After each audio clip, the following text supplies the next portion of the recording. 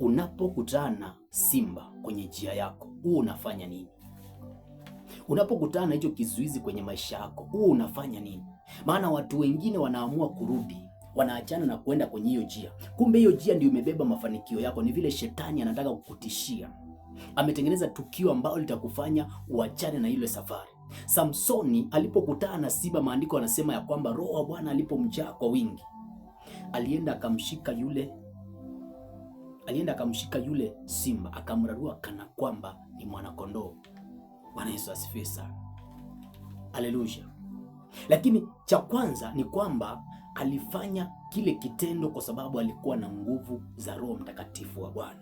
Lazima kwenye maisha yako utafute kufanya mambo ukiwa na nguvu za Roho Mtakatifu wa Bwana. Usiende kwa nguvu zako kama mwanadamu. Usiendea mambo yaliyokushinda kama kawaida vile ulipoyaendea kabla hujashindwa. Unanielewa? Lakini Bwana Yesu asifiwe sana. Sasa watu wengi wanapokutana na vizuizi kwenye maisha yao huwa wanaingiwa na woga.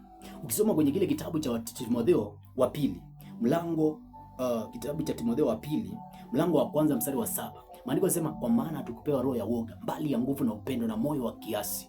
Hiyo roho ya woga ambayo uko nayo kuhusiana na kudhubutu, kuhusiana na kwenda kwenye njia ambayo imejaa mafanikio yako, hiyo roho haitokani na Mungu, ni roho ya shetani. Maandiko yanasema hatukupewa roho ya woga, bali ya nguvu na upendo na moyo wa kiasi. Mara nyingi shetani akitaka ushindwe na usipite kwenye ile njia ambayo anataka upite, huwa anatangulizanga roho ya woga. Ndio maana unaona kwamba zile nyumba za matajiri mara nyingi wanawekanga mbwa pale. Sio kati kwamba wale mbwa wanafanya kazi kila wakati. Ni mbwa wamewekwa pale tu abweke. Akibweka tu, kama ni mwizi alikuwa anakaribia pale, akisikia mbwa anabweka, anaongopa, anaingiwa na woga. Bwana Yesu asifiwe sana. Kuna watchman hawajawahi kufanya kazi ya kushika mwizi siku hata moja, kwa sababu tu wezi wote wanajua kuna watchman pale. Kwa hivyo wako na woga wa kuja kudhubutu kuja kuiba pale. Hivyo ndio shetani anafanyanga. Anaweka woga ndani ya mtu kiasi kwamba unashindwa kwenda katika ile njia ambayo imejaa mafanikio yako. Kuna njia ambayo Mungu alikutengenezea, ambayo ukipita tu siku moja na ufike katika hatima hiyo njia, utapata mafanikio chungu zima. Sikuhakikishii kwamba hutakutana na changamoto. Lazima utakutana na changamoto. Maana shetani hapendi kuona Mkristo ambaye amefanikiwa. Maana huyu Mkristo akifanikiwa atatoa ushuhuda, atatia nguvu wengine, na tutapiga hatua kimaisha. Kwa hivyo kile ambacho shetani anafanyanga huwa anatia woga katika maisha ya mtu. Kati ya vitu ambavyo vilifanya Ayubu aingie kwenye matatizo, apoteze vitu zake, ni roho ya woga. Ayubu watu wengi wanamjua kwamba alikuwa ni mtu mkamilifu, lakini Ayubu alikuwa na shida ya kuongopa. Alikuwa anaongopa kupoteza mali zake. Ndio maana ukisoma kwenye kitabu cha Ayubu mlango wa 4 mstari wa 15, utaona kwamba Ayubu, kuna pepo, ile pepo alikuwa anaongopa ya woga, ilipita kwenye macho yake. Ilipopita kwenye macho yake, anaeleza sasa baada ya kuwa amepoteza kila kitu, akasema kwamba ile pepo ya woga ilipopita, ndio siku ambao matukio yake ya kupoteza alianza kutokea kwenye maisha yake. Ndio maana anasema Ayubu, anasema jambo lile nilichalo unipata, nalo unilichilia upesi. Kwenye kile kitabu cha Ayubu mlango wa 3 mstari wa 25. Hiyo roho ambayo umewekwa ya kuongopa, kudhubutu, kuendea hiyo hatima yako, haitokani na Mungu. Inawezekana ukiangalia mbele unaona unaomenyana nao ni watu wakubwa, watu ambao wako na position, watu ambao wako na connection, watu ambao wako na pesa zao, lakini usiache kwenda katika hiyo njia. Wewe peke yake ndiye Mungu anakuangalia, ili ukifika kwenye hiyo njia wengine wafanikiwe kupitia kwako. Kama Samsoni angeamua ataenda Timna akutane na yule mwanamke ili sababu ipatikane ya kuwakomboa wana wa Israeli wangeendelea kutawaliwa na Wafilisti kila wakati. Kuna mtu leo hii amechelewesha mwingine mafanikio yake, amefanya mwingine akakaa utumwani, amefanya mwingine akakaa kwenye umaskini, kwa sababu ulishindwa kudhubutu. Roho ya woga iliingia kwenye maisha yako. Ile roho ya woga na ikemea kwa jina la Yesu Kristo mwana Mungu aliye hai. Daudi anasema, nijapopita katika bonde la uvuli wa mauti sitaogopa mabaya, kwa maana Mungu yuko pamoja nami. Kuna kitu Daudi anakisema hapa. Anasema, anaongelea kuhusiana na bonde la mauti, bonde la uvuli wa mauti. Kuna watu hawajaona mauti yenyewe, lakini wanaogopa kivuli cha mauti. Uvuli wa mauti. Mtu akitembea hivi kuna kuanga na kivuli chake.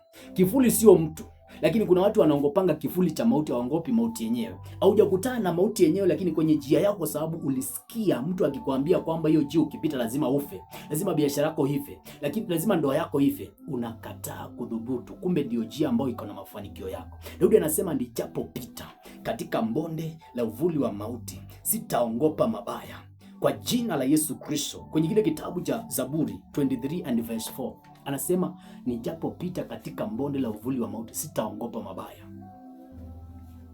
Kuna mtu ambaye nampenda sana kwenye Biblia ambaye anaitwa Petro. Petro, kuna wakati walikuwa wanafuka ng'ambo nyingine wakiwa na Yesu. Yesu akaachwa akiwa naomba. Lakini ghafla wana Yesu alikuwa amewaambia endeni, mimi nitawafuata baadaye. Ghafla wanaona Yesu anatembea juu ya maji. Petro anamwambia kama ni wewe, naomba uniangize nije. Napenda sana ujasiri wa Petro. Anamwambia nataka uniangize nije kama ni wewe Bwana wangu. Yesu akamwambia njoo basi. Petro akaanza kutembea, ile hatua ya kwanza, hatua ya pili, alipokanyanga tu hatua ya tatu akaanza kuzama. Kuna sababu mingi ambazo zimesemwa pale kwa nini Petro alizama ndani ya maji. Lakini sababu moja ambao Petro ilimfanya azame ndani ya maji ni kwa sababu ya nature ya jina lake. Kuna wakati Petro alipewa jina ya jiwe na Yesu, akaambiwa wewe ndiye Petro na juu ya mwamba huu nitalijenga kanisa langu. Alikuwa anaitwa jiwe. Jiwe ukitupa ndani ya maji ni bila shaka tu litasinki, litaingia ndani ya maji. Lakini namba 2, Yesu alikuwa ametoka mlimani kuomba. Akawa ameomba. Unajua mtu akiomba anakuanga mwepesi, anakuanga amevua mwili akavalia roho. Maandiko sema enendeni kwa roho na mtatimiza tamaa za mwili. Anakuanga yule mtu ameenenda kwa roho. Kwa hivyo roho yake ndio iko active kwa wakati ule. Yesu alipokuwa mlimani akawa ameomba, akavua mwili, akatembea kwa roho, akawa mwepesi, akawa anaweza kutembea juu ya nini? Juu ya maji. Bwana Yesu asifiwe sana. Maana spirit inaweza ikakaa juu ya maji. Maandiko yanasema kwenye kile kitabu cha Mwanzo ya kwamba na roho wa Mungu alikaa juu ya vilindi vya maji. Yesu akajua ndio akae juu ya vilindi vya maji, juu ya maji, atembee juu ya maji. Lazima aende akaombe kwamba kwanza akuwe mwepesi, akuwe anaweza kutembea juu ya maji. Lakini Petro alikuwa hajaomba. Alikuwa ameingiwa na woga. Alikuwa hajaomba. Ndio maana alitembea juu ya boti. Alipanda juu ya boti wakati ule Yesu anatembea juu ya maji. Maana wasema ya kwamba Petro alipoingiwa na woga akaanza kuzama. Kuna watu leo iko sababu ya woga. Ulikuwa umefanikiwa, ulikuwa umeanza kupanda vio fulani, lakini kwa sababu ya woga umeanza kusingi, umeanza kushuka chini, umeanza ile promotion ulikuwa umepewa, umeanza kushushwa cheo. Roho ya woga ni kitu kibaya sana kwenye maisha yako, kwenye maisha ya kila Mkristo. Wakati ule Petro alipoingiwa na roho ya woga, akaanza kukumbuka jina lake, mimi naitwa Petro, naitwa jiwe. Akaanza kufikiria vile ambavyo mawimbi yanapiga. Akatoka katika uwepo wa Bwana. Akaanza kuangalia vitu zingine, akaanza kuconcentrate na vitu zingine tofauti. Akatoka ndani ya jina la Yesu. Maandiko yanasema jina la Yesu ni ngome imara, mwenye haki ukimbilia akawa salama. Akatoka ndani ya Yesu Kristo. Maandiko yanasema kwamba mkikaa ndani yangu na neno langu likikaa ndani yangu, ombeni lolote. Kwa hivyo ina maana kwamba Petro alipata shida kwa sababu alitoka ndani ya Yesu. Ule uoga ulimtoa ndani ya Yesu. Yale mawimbi aliyokuwa anayangalia alimtoa ndani ya Yesu. Uoga unaweza ukakutoa kwenye nafasi ambayo ilikuwa ya mafanikio kwenye maisha yako. Uoga unaweza ukakutoa kwenye njia ambayo ni sahihi, ikakuweka kwenye njia ya mauti. Ndio maana maandiko yanasema ipo njia ionekanayo kuwa nzuri machoni pa watu, lakini mwisho wake ni njia za mauti. Kitabu cha Mithali 16:25. Shetani mara nyingi akitaka ushindwe, huwa anakudivert, anakutoa kwenye njia ile ambayo ni sahihi kwenye maisha yako. Utaona mwanzoni ni kama inafaa, unaona mwanzoni ni kama unafanikiwa, lakini kule mwisho ndio utakuja ukutane na mauti. Bwana Yesu asifiwe sana. Petro akatolewa katika uwepo wa Bwana na roho ya woga. Nataka nikuonyeshe vile roho ya woga iko na nguvu. Vile roho ya woga ukiendekeza inaweza ikakufanya usije ukaiendea hatima yako, ukafika katika mafanikio yako. The spirit ama roho ya woga ndio kitu kile ambacho unafaa kukemea kabisa wakati ule ambapo unakutana na mambo ya kutisha katika mafanikio yako, katika njia yako.